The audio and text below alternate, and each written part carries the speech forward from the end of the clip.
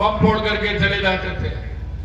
क्या 2014 के बाद कोई ऐसी घटना हुई है क्या? अरे बता तो दो मेरे भाइयों, 2014 के बाद कोई घटना हुई है क्या? अगर घटना को अंजाम भी दिया तो देश के यशस्वी प्रधानमंत्री नरेंद्र मोदी जी के नेतृत्व में उनको घर में सबक सिखाने का काम किया। यह नरेंद्र मोदी जी की सरकार है। मैं आपसे कहना चाहता हूं, कांग्रेस हम तुष्टिकरण के आधार पर चली है। इन्होंने हमेशा जातिवाद के नाम पर काम किया है, तुष्टिकरण के आधार पर काम किया है, भ्रष्टाचार के आधार पर काम किया है। इस देश में भ्रष्टाचार को जन्म देने वाली है तो ये कांग्रेस है, ये कांग्रेस। आपने देखा हो कांग्रेस को अब की स्थिति जो हो रही है, अरे इन्होंने तो रामलला को भी काल्पनिक बता दिया था, अयोध्या को भी काल्पनिक बता दिया था, राम मंदिर के निमंत्रण को भी ठुकरा दिया। ये राम की शक्ति को नहीं जानते। और मैं आपसे कहना चाहता हूं कि राम की शक्ति को नहीं जानते तो कांग्रेस में से भी राम निकल गए। हम आप देखते हैं, आप देखते हो हम तो किसान आदमी हैं। गांव में जब कोई कुआर के महीने में जब जोत चलती थी तो कोई बैल पौधा हो जाता था। गांव में जब वो होता था तो क्या कहते थे कि इसका तो राम निकल गया। कहते थे कि नहीं कहते थे? कोई कमजोर व्यक्ति होता है तो उससे भी कहते हैं अरे क्या हो गया तेरा तो राम निकल गया। कांग्रेस का राम निकल गया। आप देख रहे हैं, कोई कहता है कि मैं तो चुनाव ही नहीं लड़ना चाहता था, कोई कहता है कि मेरे को तो जबरदस्ती लड़ा दिया, कोई कहता है कि मैं तो लड़ना ही नहीं चाहता। आपने देखा होगा 2-2, 3-3, 4-4 टिकट वापस हो गए और एक जगह कांग्रेस ने फॉर्म भर दिया। केंद्र की कांग्रेस कह रही है कि आप वापस लीजिए, वो कह रहा है मैं तो वापस नहीं लेता हूं। अब देखिए क्या स्थिति हो रही है, उसने वापस नहीं लिया, कांग्रेस अपने हाथ का ही विरोध कर रही है कि उसको वोट नहीं देना है।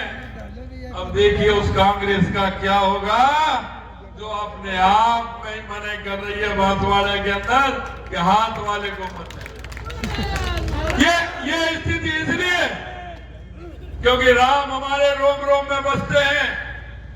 सुबह जब हम जगते हैं तो हमारे बुजुर्गों को, हमारे सम्मानियों को, हमारे से बड़े को सबसे पहले हम राम राम करते हैं।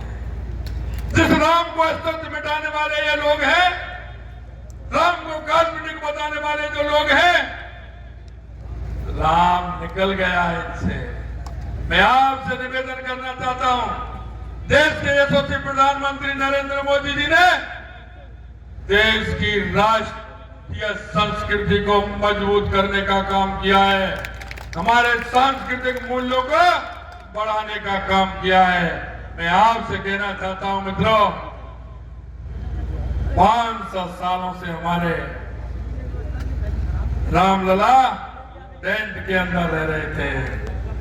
500 सालों की वो गुलामी, 500 सालों का वो इतिहास चंद सेकंडों में समेटने वाले देश के यशस्वी प्रधानमंत्री नरेंद्र मोदी जी हैं। आपने देखा होगा गंगा माता की आरती होते हुए देखा होगा।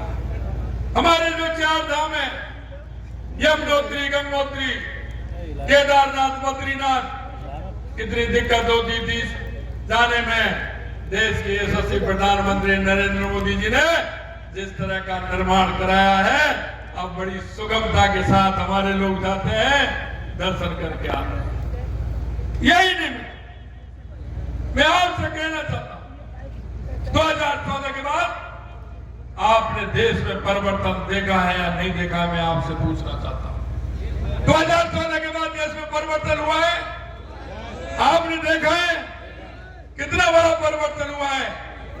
ये गरीब के नाम पर वोट मांगने वाली कांग्रेस, क्योंकि इंदिरा जी भी गरीबी हटाओ का नारा देती थी, राजीव जी ने भी गरीबी हटाओ का नारा दिया, मनमोहन सिंह जी ने भी गरीबी हटाओ का नारा दिया, सोनिया जी ने भी गरीबी हटाओ का नारा दिया। अब उनकी चौथी पीढ़ी राहुल गांधी, प्रियंका गांधी भी गरीबी हटाने का नाम ले रहे हैं। मैं आपको कहना चाहता हूं मित्रों, सिर्फ गरीबी हटाने का नारा दिया, गरीब से इनका कोई सरोकार नहीं रहा, कोई नाता गरीब से नहीं रहा। सिर्फ इन्होंने जुमलेबाजी की और इन्होंने झूठ और लूट की दुकान खोलने का काम किया। मैं आपको विश्वास दिलाना चाहता हूं मित्रों, 2014 के बाद देश में भी आपने परिवर्तन देखा। देश में बढ़ता हुआ, दुनिया में बढ़ता हुआ भारत का सम्मान भी आपने देखा है।